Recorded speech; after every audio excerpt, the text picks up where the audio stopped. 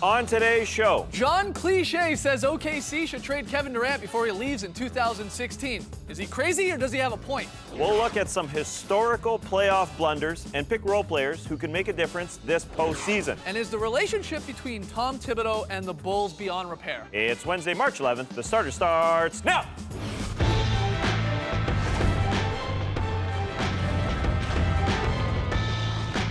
Good evening, Sweet World, and welcome to The Starters. Whether you're joining us live online, you're listening to the podcast, or you're catching us on NBA TV, we're very, very happy to have you. I'm Jay Skeets, and alongside me, as always, it's Tess Millis. We're so happy to have you. To my right, Starters blog editor, Trey Kirby. Hey-o! Hey-yo! And finally, the international man of mystery taking it to the max, Lee Ellis. Friends. Lily. All right, fun show for you this evening. We're going to get into the Starters mailbox. You guys are great at sending in your questions. We got a lot of fun ones that we'll address. But first, a little different here today. We have this one particular Starters fan who is always sending us in video questions. He has an opinion about everything, and we just figured it was time we address this guy. Let's just start talking about some of the things that he's throwing at us and just get it out of the way. His name is John Cliche. He's a real bro. And again, he has a hot take on everything, and his first one, we'll get to it, is his thoughts on OKC trading Kevin Durant. Guys, OKC should trade Durant now before he walks next year. Summer 2016, we all know he's gone. LeBron went back home to play in Cleveland. Durant's going back home to play in Washington. And here's the thing, the Thunder don't even need him anymore. Westbrook's been killing it since he's been out. You can only have one alpha dog on a team, so get something for him now before he walks and you get nothing. So there you go, John Cliche, pointing those finger guns. Bold take. Like crazy, it's a hot sports take. The idea of whether or not the Thunder should be looking ahead and possibly, with the way Westbrook is playing, trade Kevin Durant before he walks, in theory, in 2016. What do you say to John Cliche? Everybody's got a friend like this. Yes. And you have to put this guy in his place. Kevin Durant is going absolutely nowhere. This guy wants to win a basketball championship. This is his best place to do that. He has got one of the best players in the world playing alongside him. He doesn't care what the world is saying about one alpha dog or whatever Mr. John Cliche was saying.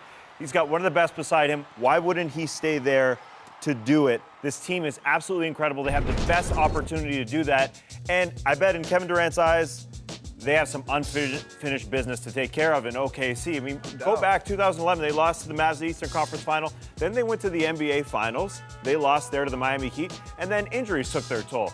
Westbrook was out in 2013. Ibaka hurt in 2014. Right. Did come back, but it's unfinished business for Kevin Durant, in my opinion. I think he wants to get it done in OKC with the best team that he's ever had, in my opinion. And like you said, Tess, we are all huge Russell Westbrook fans. Pretty much everybody's a Russell Westbrook fan at this point, and Kevin Durant is a bigger Russell Westbrook That's a fan good point. than Than all of any us. of us. Yeah. He loves him so much. He saved him for last in his MVP speech for a reason, to say, guy is my brother. We are going through everything together, and he's always been there for me. Yeah, And he signed past 2016. Westbrook is. that's right. What do you think about, again, with something like a guy like John Cliche throws this out there of, hey, Presti did it before with James Harden, so why don't you get a return for a guy that possibly leaves? Do you believe that KD is really looking towards leaving in 2016? I don't. 2016 again, not this summer. I don't think KD's looking to leave, but let's just say the Thunder flame out in the playoffs this year, and let's say next season things don't go so well, and maybe Kevin Durant becomes unsettled. You mentioned that Sam Presti has a history of actually trading guys, James Harden, Reggie Jackson just recently, and Jeff Green before that. So I don't think it's going to happen, but let's just say Sam Presti says to Kevin Durant, okay, we want to talk about an extension, and he says, you know what, it's been long enough, you've had a chance, Scott Brooks hasn't been able to get us over the line. Maybe he explores options for him. It wouldn't be unheard of for an MVP to be traded in his prime. It happened to Moses Malone, happened to Allen Iverson. I mean, he was maybe touched after his prime. Kevin Garnett was also traded. So, again, it's not completely out of the realm of possibility, though I think it's extremely unlikely. I'm glad that you brought up Scott Brooks. That's what's interesting to me. Is he the coach that can take these two guys and the team they're building in the Thunder to an NBA championship? A lot of people question whether he can. That, to me, is more interesting of could someone else come in and get a little bit more out of these guys? Yeah, maybe. Maybe he could. He doesn't seem to necessarily put the Thunder in great positions with his late game play calling, but they're always a top 5 offense and a pretty highly ranked defense because he has great players, and all it would take is one word from Westbrook or Durant, and they have a new coach. And What? they have two of the best players in the world, again, that can get them to an NBA final at any time. And that's why next year I don't see them falling off whatsoever. Look where they are now with all these injuries. Then at the trade deadline, they go and get these great parts. They're a top seed in the Western Conference next year. No doubt about it. If they're healthy, yeah. Yeah, if they're healthy. So But they do now have a little bit of a history of having injuries, and that is affecting them. I mean, it affected them in the playoffs. It's affecting them now in this season where they're likely, I mean, they're still most likely to finish in the 8th spot in the West. Yeah. But again, if another injury happens to, say, Westbrook, the Pelicans are right there on their tail. They don't really have a margin no, for error. they're So, not definitely, they're not a lock. But all those moves at the trade deadline, I think Kevin Durant sits back and looks at them and says, wow, I'm Yeah. so excited for the future of this team. Definitely When we're healthy next year, my God, we're going to be a Yeah. top team in the Western Conference. Presti's done a fantastic job in surrounding him with good players like that. But again, nothing is guaranteed. I remember back in 2011 when they were in the finals against Miami and Kevin Durant lost and he was like, people say, it's all right, you're young, you've got plenty of years. And he goes, I don't care, nothing's guaranteed. I want to win right now. He's such a lifer. His nickname was Johnny Basketball at one point. It actually wasn't, but he's such a basketball guy that I don't Is he think friends he with leaves. John Cliche, Johnny Basketball? No, he's friends with Johnny Manziel. No, I don't think he leaves. I just think he's just so passionate. He wants to get it done. Of course, everyone, and John Cliche included, think about, he wants to maybe go play in his hometown. The Washington Wizards is a team that always comes up in this discussion. But look, John has a whole lot more to say, so let's get to our next topic here. John Cliche on his thoughts on Kobe and the Lakers moving forward. Guys, enjoy laughing at the Lakers now because they're playing for the championship next year. Kobe's coming back stronger. He's a threat to score 20 a game, and everybody wants to play in LA. So guess what's going to happen next summer? Rondo's leaving the Mavs because Dirk sucks, and when the Cavs don't win the championship, Love's out of there too, and he's also coming to LA. So laugh it up now because they're playing for the championship next year. I want to kill this guy. this is what you said last year, John Cliche. You said the same thing, that the Lakers are going to be great, that Dirk sucks. Dirk does not What? suck. Yeah. He's a fantastic player. The Lakers are going to need a heck of a lot more, in my opinion, than Rondo, Julius Randle coming back, and their first-round pick. They need a ton more. If they get a Love, I suppose they'll be a good team. But last year, they attempted to get Melo. They attempted to get everybody on the free agent market. They swung and they missed every single time. They tried to get Love last year. It didn't happen. They ended up with a Carlos Boozer, a Jeremy Lin, Ed Davis, and they went absolutely nowhere. Right. And in the Western Conference, you need a ton of parts. And yes, I still think people want to go to LA and New York, but I think John Cliche is just overvaluing how many free agents this team is going to bring in. Absolutely and you need right. a ton of free agents to make this team a playoff team next season. It's been a long time since the Lakers have really lured somebody. Their best free agent signing in the past couple of years is Swaggy P. They haven't really made a great personnel move since trading Derek Fisher for Jordan Hill. Dwight Howard came and he left. Right. There's just no track record in the past 3 years, really, of luring huge free agents. It is interesting, though, because we've heard Kobe just recently say, look, I'm playing next year. It's, $25 million. It's going to be the final year of my contract. That'll be, his 20th season at that point. So he says he's playing next year. It's, of course, looking past that and whether he should continue to play or whether he'll retire.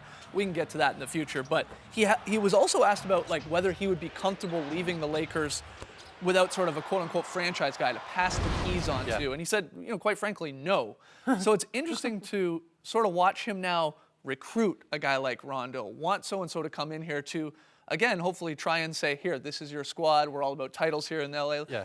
Go get the next one. That's what's interesting to me. But I'm with you. The Lakers are going to be better next year. There's no doubt. You can't get much worse with Randall coming, if they keep their pick, which isn't even a lock, if they keep their pick, and a healthy Kobe. But title contender, John Look at Cliche, those top. crazy. Look at the top eight in the Crazy. West. The top eight in the West are incredible, and you mentioned even the Pelicans, who aren't going to get in likely this season if OKC plays the way Jazz they are should. another team as well who's going to be Yeah. pushing. They're not going to be better than those teams you wouldn't think next season straight away. All right, final one. I love this one from John Cliche. He says LeBron James should never wear a headband again. He's convinced. Guys, LeBron should never wear a headband again, am I right? Yesterday he didn't wear one, and the Cavs crushed the Mavs. The King was lights out, 27, 7, and 8, and I like it. I like the confidence that it shows. No headband, no problem. Here you go. I like this one. So do I. I actually agree. I think it's good for the brand. LeBron is very aware of his brand. I think this is a nice change.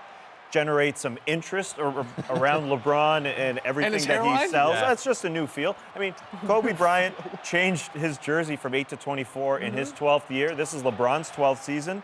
I think it just creates some interest. He's aware of his brand.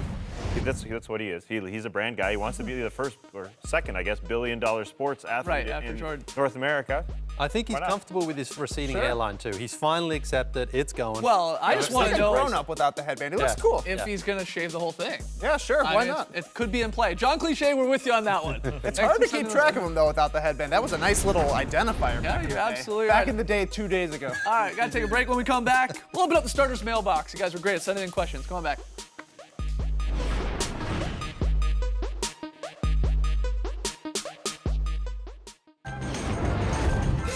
Oh look, there's mail. We got mail. Woohoo! Back with the starters into the mailbox. Guys, keep them coming. The starters at NBA.com. Got a few fun ones here. And as is the case with all of these questions, let's hear your answers on Twitter. Hashtag the starters. First question from Germany. Martin writes, Dear starters, last week we had 2 spectacular zone outs in crunch time, Otto Porter and DeAndre Jordan. What are your most memorable meltdowns in NBA history? I'm hoping for some Lee Ellis professional basketball stories. A great question, a fun one. Just to refresh your memory, we have had 2 recent sort of brain farts here. Otto Porter just forgetting to move. Otto! You'll see Tony Snell make a move. There you go. Okay. Now, in the end, they ended up getting the rebound, so it did sort of hurt them a little bit in this game. The DeAndre Jordan one, even better. These are great. You know, Chris Paul beats the shot clock, but there's time left. He could have put it up. Just standing. Just stands Statue of there. Liberty. Chris Paul goes Yes. bonkers. Shoot it! That is Shoot great. it. So, yeah, regular season games here doesn't really matter all that much. But let's look at the playoffs in particular and some that stand out as zone outs, brain farts, whatever you want to call them. What comes to mind? One of the most infamous moments in the Lakers and Celtics history was Game 2 of the 1984 Finals. The Lakers were up 2 with 18 seconds to go up 2-0 in the series when James Worthy made a terrible pass, was picked off by Gerald Henderson. Johnny Most with the famous, and Henderson steals the ball, lays it up and in. And then at the other end, actually, Magic Johnson had a real brain fart. He didn't get a shot off with 9 seconds to go. Lakers went on to lose in overtime and the series in 7 games. Crushing. That's a good one. A classic Crushing. one. A classic one for sure. What about you? 2002 Raps Pistons deciding Game 5 in round 1. Don't do it. Don't do it. Chris Childs thinks the Raps are down 4 for some reason. There's 10 seconds on the clock. They need to get a 3 to tie it. They're down 3, but for some reason he tries to draw the foul Look at the and clock. chuck it at the same time. He had just stepped out of bounds 10 seconds earlier, and I think he was sort of flustered from that point, but he didn't know the score on a dead ball situation. Painful. That one hurts. Painful. That one hurts as a Raps fan. What about you? This one is actually one that made me happy. Game 1 of the 1997 Finals. Tie game, Karl Malone gets hacked and goes to the line where he hears the greatest piece of trash talk in NBA history. Scottie Pippen steps to him and says, just remember, the mailman doesn't deliver on Sundays, Karl. Mailman misses both free throws. The Bulls get the rebound. Jordan goes down, hits a game winner at the other end. And really, this was kind of fair because Karl Malone stole Michael Jordan's MVP that year. Bulls were 69-13, best record in the league. MJ led the league in scoring, also was Michael Jordan. So that's what you get, Karl Malone. Don't steal Michael Jordan's MVPs. It is pretty good trash talk. It's that easy. Scottie Pippen. I'm going to go back to the 95 finals. Game 1, Rockets, Magic. no. Yeah, sorry, Nick. Sorry to do this. Nick Anderson. The Magic are up 3. He gets fouled. He goes to the line. Misses both, but look, gets it.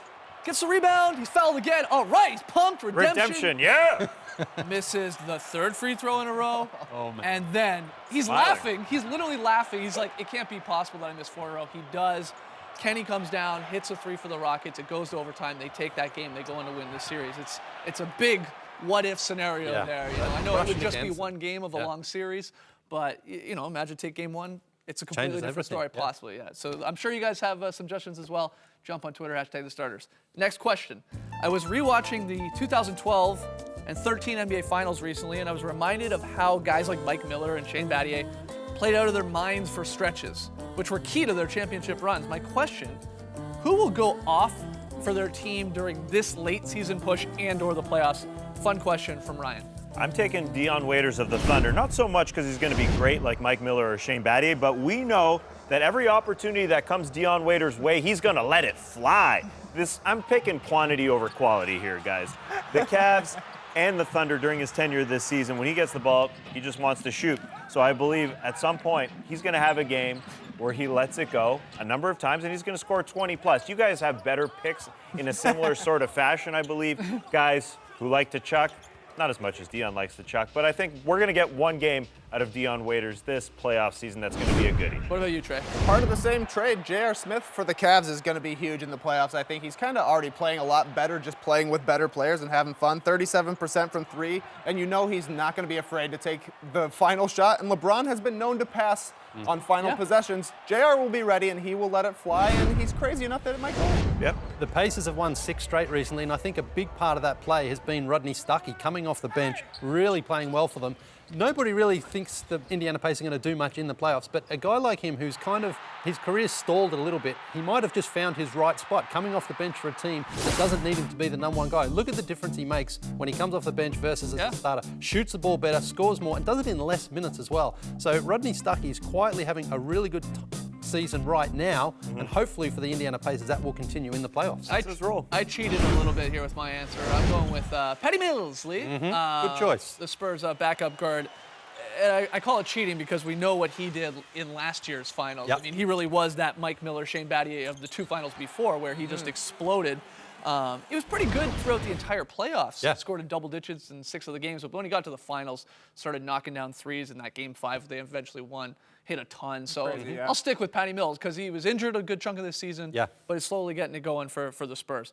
Final question here. Hope we got time for it, guys. If NBA personalities had signature ice cream flavors, whose ice cream would you most like to try? I would love to try Dikembe Mutombo's No No Nougat. That's from Curtis V. So, there it is. We put it together. No nougat. A couple other suggestions here. Yeah, I'd love to see Giannis Antetokounmpo Kim spice. Yeah. This is actually frozen Greek yogurt, not technically ice cream, but it's nice. Yeah. It's nice. He's nice. Pralines and cream, a great flavor, full of nuts, because he's a crazy guy, and he'll get under your skin. Just don't bump him, he'll get super mad. Of course, Iman Sherbet is a flavor for all the fans out there. There's a little something for everybody. 3 different flavors in one container. Can't beat it. Yeah. And if you're looking for something a little easier to eat, how about some DeBar DeFrozen ice cream? I love it. Very good. The weather is getting nicer. Only available in Canada, though. As I know, you guys have definitely more recommendations there. Again, jump on Twitter, #starters. Thanks for all those questions, guys. We actually have one more. Got to take a break, but when we come back, we'll get into the relationship between Tom Thibodeau and the Bulls front office. Is it truly beyond repair? We'll discuss that next. Back with the starters. Got one more question I want to get everyone's take on. Evidently, it reads, the relationship between Tom Thibodeau and the Bulls front office is beyond repair, with Bulls beat reporter Casey Johnson saying that he wouldn't be surprised at a parting of ways this summer. Bill Simmons and Zach Lowe have also confirmed that rumors of a disconnect are real. What do you guys think? Should the Bulls move on from Tibbs? That email from Filbert in the Philippines, my favorite Filipino comic strip. Bill from the Philippines. So thanks, Filbert. Thanks for the question. But I want to talk about this because there is a lot of sort of rumors floating around about this could be the end. There is a ton of smoke happening here, and I think unless they make the Eastern Conference Finals, I would guess that he's gone. It's unfortunate, though, because what hasn't Tom Thibodeau done? It's just That's exactly his right. tenure has coincided with a lot of injuries. Sure. He just hasn't had an opportunity to work with a healthy team. 2011, they make the Eastern Conference Final. Then 12, 13, 14, he hasn't had a healthy team. 3 years is just too long in the coaching game. I think he's done absolutely everything he possibly could have. He's developed players. Joakim Noah's Defensive Player of the Year. Derrick Rose is an MVP. They win a ton of basketball games, course. as you see here. Regular season games. Yes, but he hasn't had his team No, I get it. all together in the postseason, so I don't really know how you can judge him.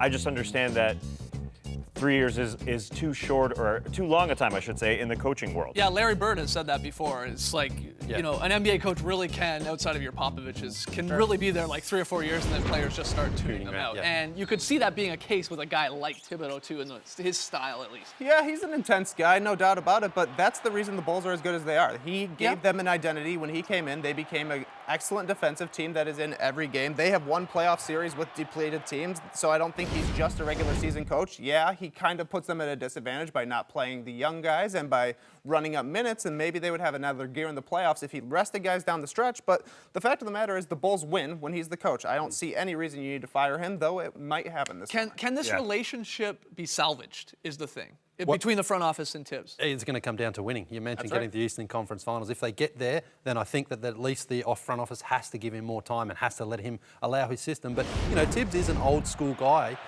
And I do wonder if he sometimes is a little bit too stubborn, though, because, you know, all these injuries have happened on his watch, and you can't blame him for all of them, but it certainly wouldn't hurt for him to at least consider maybe changing some of his ways, because I think that, you know, again, you've got Derek Rose injured, Joakim Noah's been injured, Taj Gibson's been injured. Butler. Jimmy Butler's been injured. You can't say that's all your fault, Tom Thibodeau. But again, then when there's a pattern of injuries happening for guys perhaps wearing down for playing so many minutes, maybe he just needs to rethink part of his strategy. Yeah, this is weird because we're all in agreement that Tom Thibodeau is one of the best coaches in the game. He'll have a coaching job in 2 seconds. Absolutely. Yeah. But you can also sort of look at it and go, well, maybe it is just time for both of these, you know, both the team and him to sort of part ways. I think that his players like and respect him, but I think they also probably find it a little bit hard to get through to him on some issues. They also need a new training staff. The Bulls always rush guys back, and they always get re-injured. But I think that the Bulls do like playing for Thibodeau, and I think he gets the most out of basically every single player on the roster. I don't know. It's just weird to me. I hope they don't fire him because he's awesome. You know, what do you think? Do you think Tom Thibodeau's there next year? What does your gut say? Like I said off the top, if they make the Eastern Conference Finals, I think he's good. I don't think they will, and I think he's gone. Okay. Yeah, I think most people. Blessing would in do that. disguise. Jimmy Butler, league leader in minutes played. Legs are resting right now. He's going to come back. Derek Rose, same thing. I think Bulls fans are kind of happy with that. The fact that they are just getting some rest before the postseason after playing a ton of minutes for Tom Thibodeau. And it might help that the Wizards and Raptors are suddenly horrible basketball teams, so it might help their chances of moving forward. All right, let's unleash the fantasy unicorn. Thanks for all the questions, guys. We appreciate it. Keep coming. Starters Fantasy Minute lead. Let's have a look at the Indiana Pacers. Let's do that, because they've not been on a lot of people's radar this season, and with good reason. But with fantasy playoffs starting next week, it's probably worth trying to pick up one or two of these guys. Now, George Hill's been fantastic for them, but he's owned by 81% of leagues, so you probably won't get him. Rodney Stuckey, I already mentioned how well he's been playing lately. CJ Watson is also playing really well. He's getting you 12, 3, and 4. And it's only owned by 4% of fantasy leagues, so have a look at him. Yeah. But Damo Rudesh as well had 17 points on 5 threes last night, also 5 assists. This is what can win you in the playoffs in fantasy. When other guys are being rested through injury and preparing, you need to have a guy like this. If he comes out and gives you 17, 5 on 5 threes and 5 assists, I mean, that's gold. No, and when you get into the playoffs, if you're in a head-to-head league, you need to use all of your pickups. Yeah. You got to get all those numbers. Who's this guy? Well, this is Clyde Frazier on the left and Lee Ellis in his swaggy shirt on the right. If you missed yesterday's show, if I can catch Lee in the standings, I will have to wear that shirt on the right on an upcoming show. But it does look very similar. A lot of people. He's always had impeccable taste, Clyde. Yeah. He wears it a little bit better than you. But anyway, we got to take a break. When we come back, we'll wrap this bad boy up. So come on back. You guys met once, right? We did. He's a great guy. Back to the starters, a look at last night's pick and payoff results. Tass went 4-1, I went 3-2. He picked up the Cavs. They blew out the Mavs. And after the game, Amari Stoudemire said the Mavs can't, quote, joke around while he was wearing this outfit. Thanks to SB Nation for that tweet. Tonight's picks, we agree on a lot of them. We like the Hornets, the Heat, the Bucks, and the Thunder. Tass will take that 5th home team, the Blazers. I'll take the Rockets on the road.